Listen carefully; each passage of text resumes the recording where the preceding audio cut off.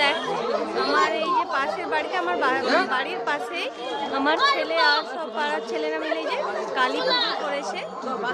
দিয়ে আমি এখন রেডি হয়ে নিয়েছি, কারণ যাবো একটু ঘট তুলতে, মায়ের ঘট তুলতে।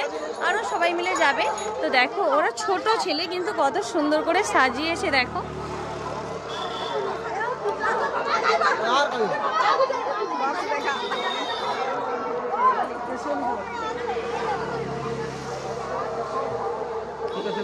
এখানে ঠাকুর মশাই চলে এসছেন, পুজো শুরু হচ্ছে। আমরা ঘট তুলতে গেলে দিয়ে এসে পুজো হবে। এখানে সবকিছু রেডি হচ্ছে। এই যে দেখো ওরা এখানে কিন্তু বাজনারও ব্যবস্থা করেছে, কারণ আমাদের সাথে এই যে বাজনা পার্টিও সবাই যাবে। আর এই যে এরা হচ্ছে যে ক্লাবের সদস্য, এখানে ভাই ভাই সংঘ, এরা হচ্ছে যে ক্লাবের সদস্য। চলো